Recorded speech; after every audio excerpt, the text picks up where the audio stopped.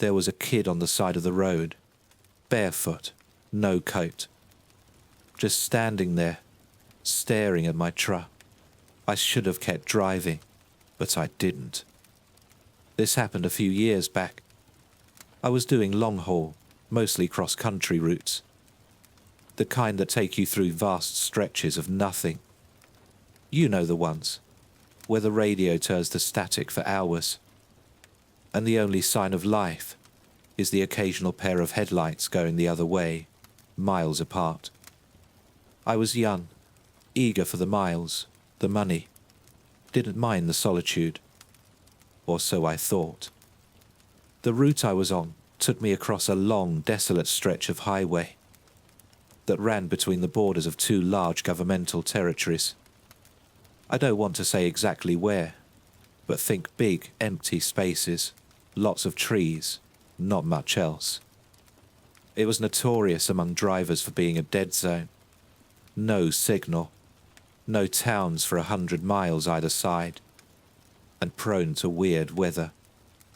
Most guys try to hit it during daylight, but schedules are schedules. Mine had me crossing it deep in the night. I remember the feeling. Utter blackness outside the sweep of my headlights. The kind of darkness that feels like it's pressing in on the cab. The only sounds were the drone of the diesel engine, the hiss of the air brakes now and then, and the rhythmic thrum of the tyres on asphalt. Hypnotic. Too hypnotic. I'd been driving for about 10 hours, with a short break a few states back. Coffee was wearing off. The dashboard lights were a dull green glow, comforting in a way, but also making the darkness outside seem even more absolute. My eyelids felt like they had lead weights attached. You fight it, you know. Slap your face, roll down the window for a blast of cold air, crank up whatever music you can find that hasn't dissolved into static. I was doing all of that. It must have been around 2 or 3 a.m. I was in that weird state where you're not quite asleep, but not fully awake either. Like your brain is running on low power mode. The white lines on the road were starting to blur together, stretching and warpy. Standard fatigue stuff. I remember blinking hard, trying to refocus.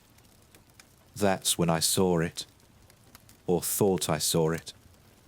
Just a flicker at the edge of my headlights, on the right shoulder of the road. Small, low to the ground. For a split second, I registered a shape, vaguely human-like, and then it was gone, swallowed by the darkness as I passed. My first thought, deer or a coyote, common enough. But it hadn't moved like an animal. It was upright. My brain, sluggish as it was, tried to process it. Too small for an adult. Too still for an animal startled by a rig. Then the logical part, the part that was still trying to keep me safe on the road, chimed in. You're tired. Seeing things. It happens. And I almost accepted that. I really did. Shook my head, took a swig of lukewarm water from the bottle beside me, kept my eyes glued to the road ahead. The image, though, it kind of stuck. A small, upright shape, like a child. No way, I told myself. Out here, in the middle of nowhere, in the middle of the night. Impossible. Kids don't just wander around on interterritorial highways at 3 a.m. It had to be a trick of the light, a bush, my eyes playing games. I've seen weirder things born of exhaustion. Shadows that dance, trees that look like figures. It's all part of the job when you're pushing limits. I drove on for maybe another 30 seconds, the image fading, my rational mind starting to win. Just a figment. Then, I glanced at my passenger side mirror. Habit, always checking. and my blood went cold. Not just cold, it felt like it turned to slush. There, illuminated faintly by the red glow of my trailer lights receding into the distance, was the reflection of a small figure, standing on the shoulder of the road, exactly where I thought I'd seen something. It wasn't a bush, it wasn't a shadow. It was small, and it was definitely standing there, unmoving, as my truck pulled further and further away. My heart started hammering against my ribs. This wasn't fatigue. This was real. There was someone, something back there, and it looked tiny. Every instinct screamed at me. Danger. Wrong. Keep going. But another voice, the one that makes us human, I suppose, whispered something else. A kid? Alone? Out here? What if they're hurt? Lost? I fought with myself for a few seconds that stretched into eternity. The image in the mirror was getting smaller, fainter. If I didn't act now, they'd be lost to the darkness again. God, the thought of leaving a child out there, if that's what it was. Against my better judgment, against that primal urge to just floor it, I made a decision. I slowed the rig, the air brakes hissing like angry snakes. Pulled over to the shoulder, the truck groaning in protest. I put on my hazards, their rhythmic flashing cutting into the oppressive darkness. Then, I did what you're never supposed to do with a full trailer on a narrow shoulder. I started to reverse. Slowly, carefully, my eyes flicking between the mirrors, trying to keep the trailer straight, trying to relocate that tiny figure. The crunch of gravel under the tires sounded unnaturally loud. It took a minute, maybe two, but it felt like an hour. The red glow of my tail lights eventually washed over the spot again. And there it was. A kid. I stopped the truck, so my cab was roughly alongside them, maybe 10 feet away. I switched on the high beams, hoping to get a better look, and also to make myself clearly visible as just a truck, not something else. The kid was small, really small. I'd guess maybe 6, 7 years old. Hard to tell in the glare. They were just standing there, on the very edge of the gravel shoulder, right where the trees began. The woods pressed in close on this stretch of the road. Tall, dark pines, and dense undergrowth that looked like a solid black wall just beyond the reach of my lights. The kid wasn't looking at me.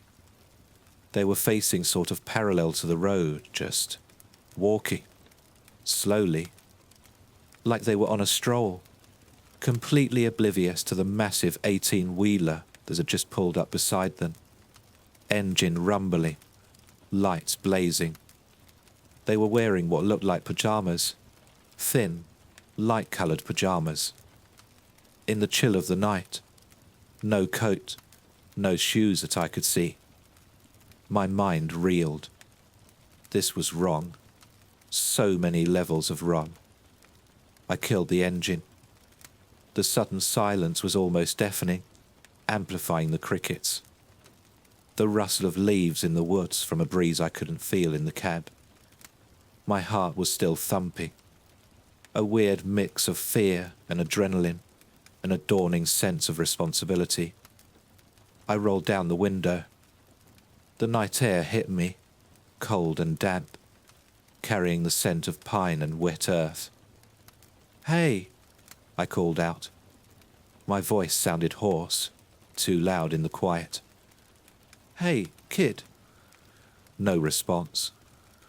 They just kept walking, one small, bare foot in front of the other, at a pace that was taking them absolutely nowhere fast. Their head was down slightly. I couldn't see their face properly. "Kid, are you okay?" I tried again, louder this time. Slowly, so slowly, the kids stopped.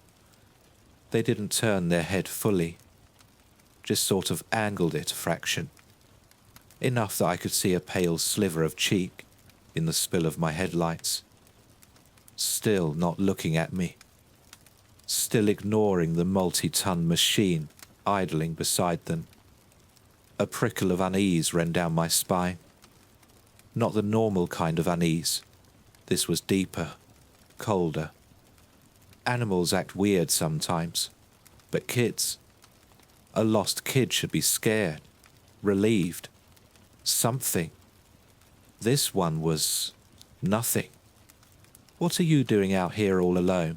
I asked, trying to keep my voice calm, friendly, like you're supposed to with a scared kid, even though this one didn't seem scared at all. "It's the middle of the night." Silence. Just the sound of their bare feet scuffling softly on the gravel as they took another step, then another, as if my presence was a minor inconvenience, a background noise they were choosing to ignore. This wasn't right. My internal alarm bells were clanging louder now. My hand hovered near the gear stick. Part of me wanted to slam it into drive and get the hell out of there.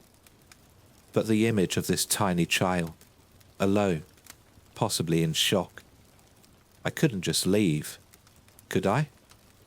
"Where are your parents?" I pushed, my voice a bit sharper than I intended.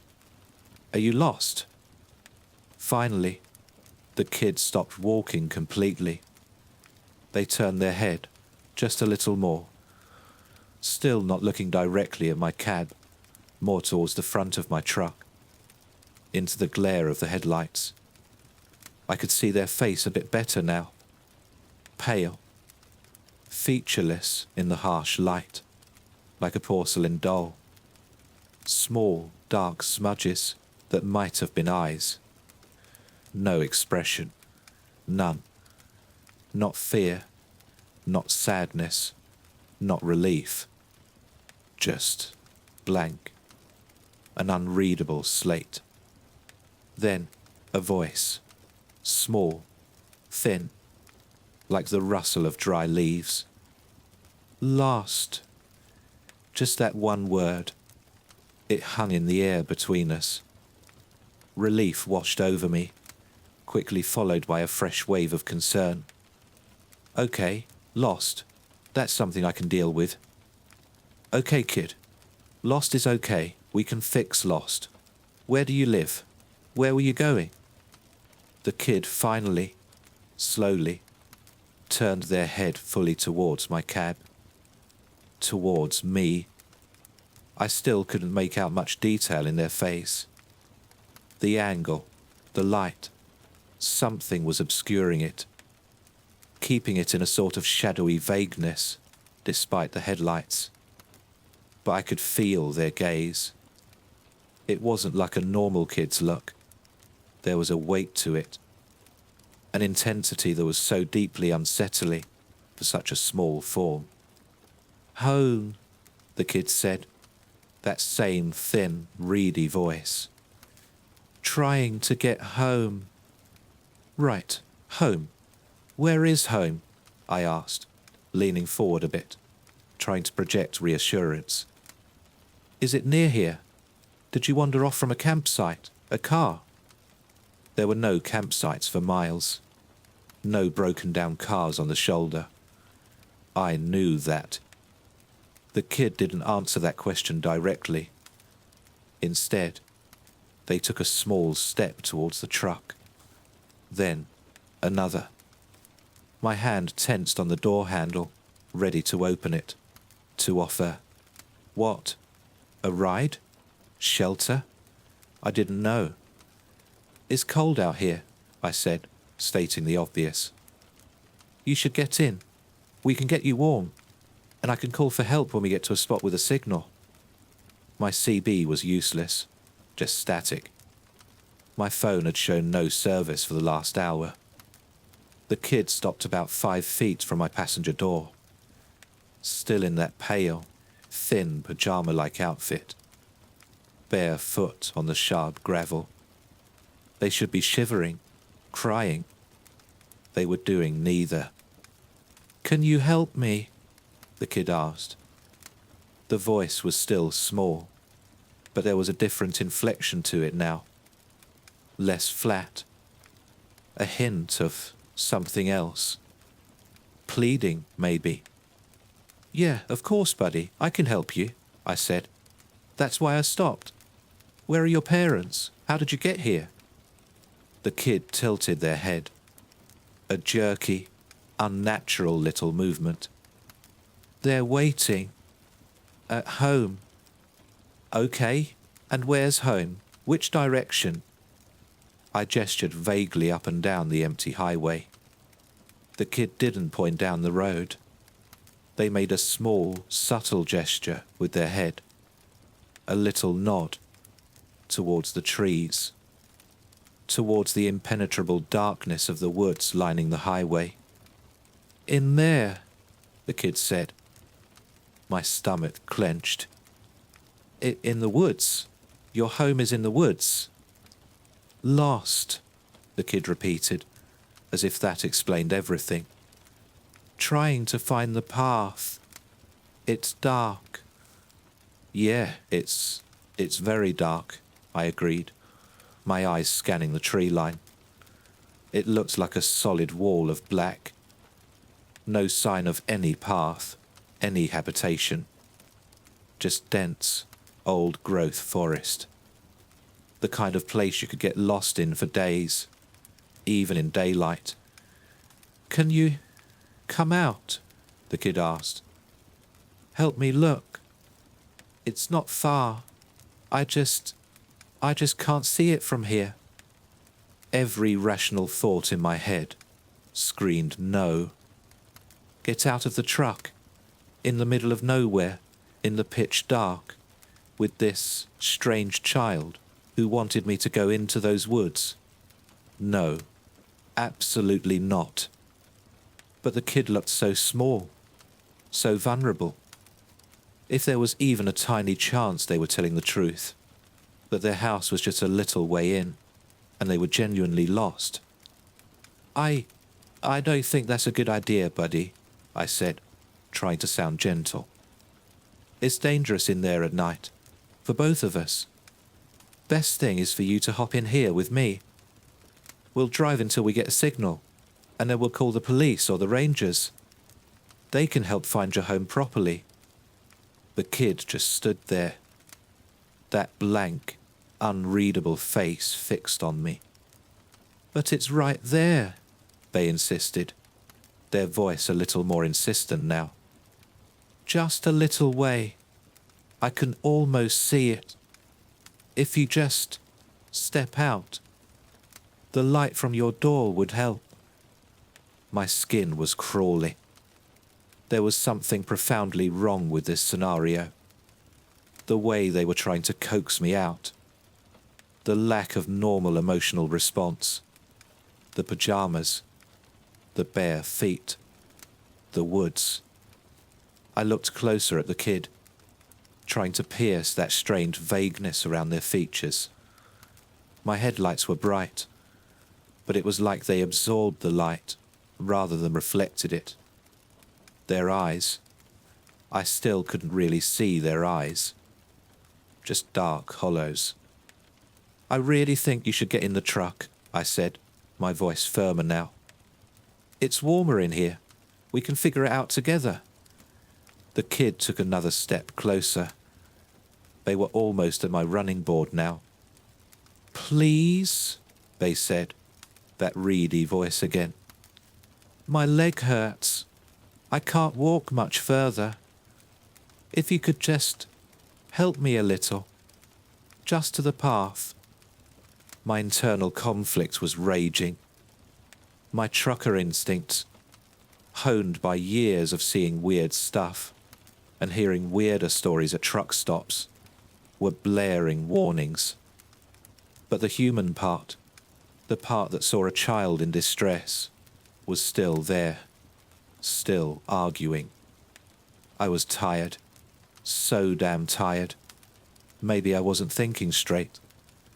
Maybe this was all just some bizarre misunderstanding.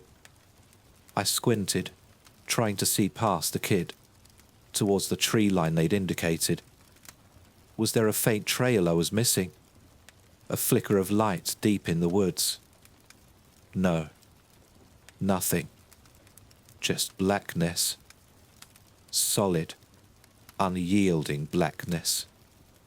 And then I saw it. It wasn't something I saw clearly at first. It was more like an anomaly, a disturbance in the darkness behind the kid.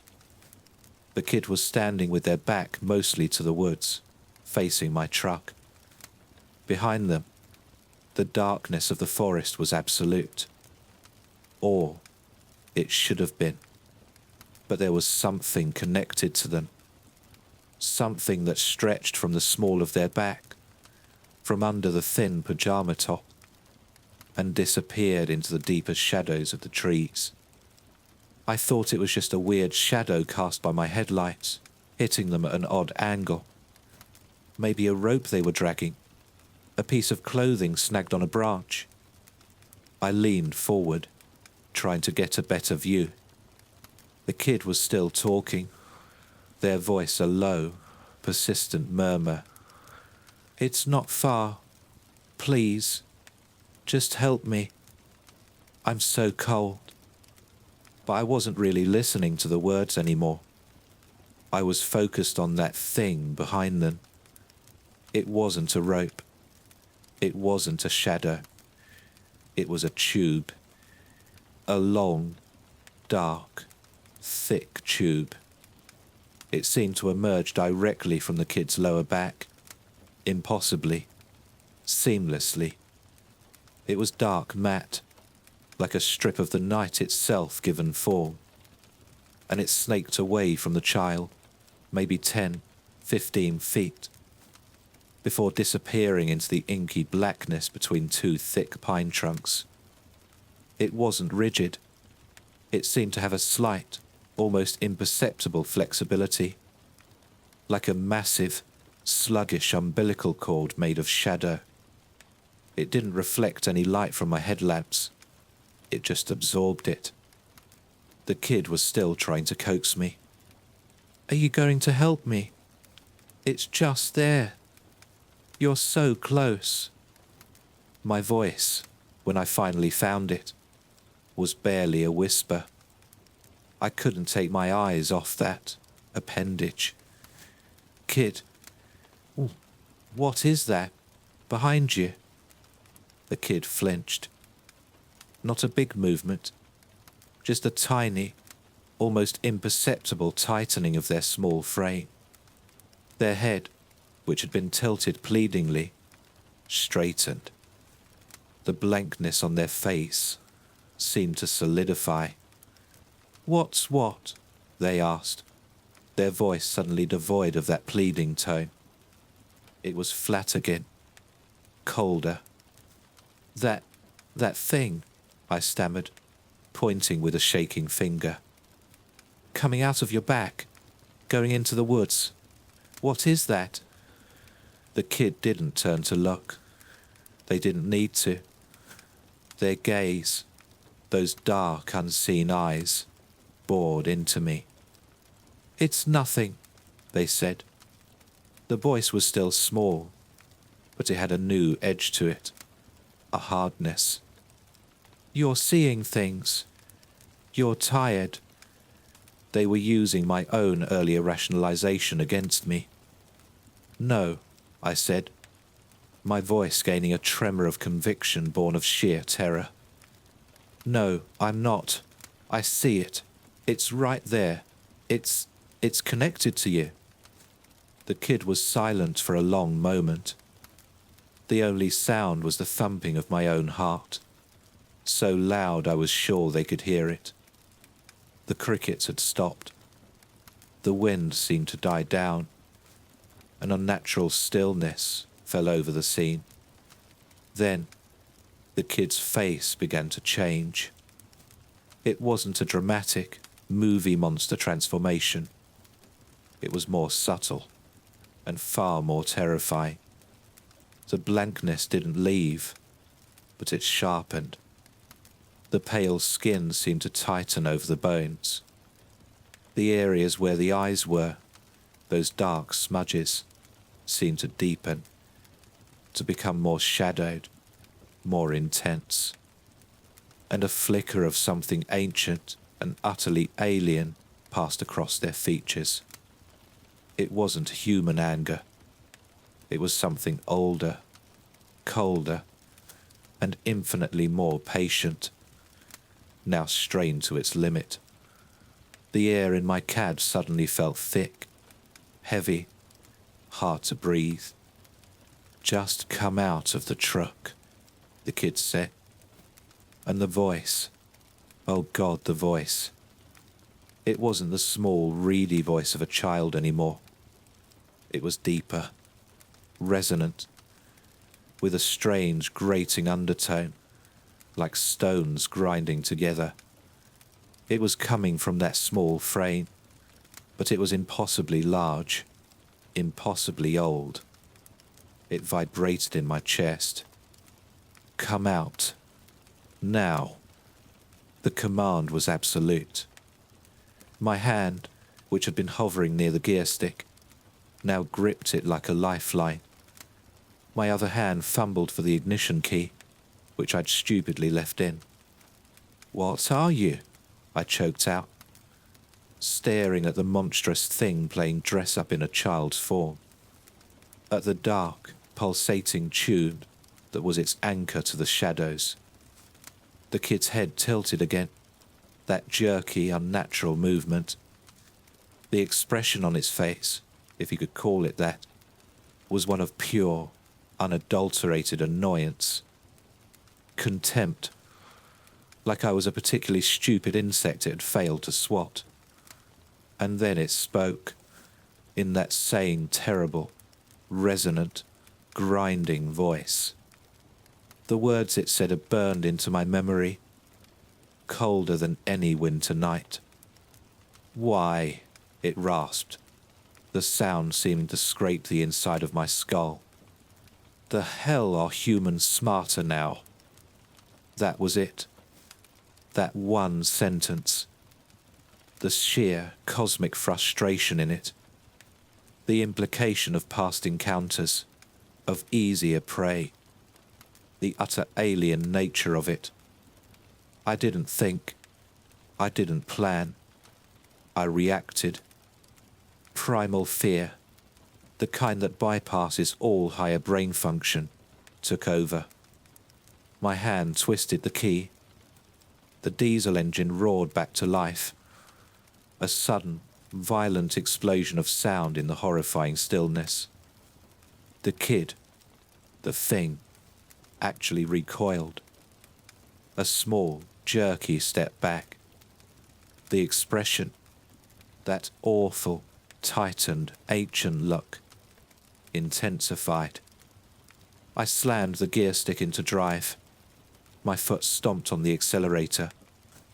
The truck lurched forward, tires spinning on the gravel for a terrifying second before they bit into the asphalt.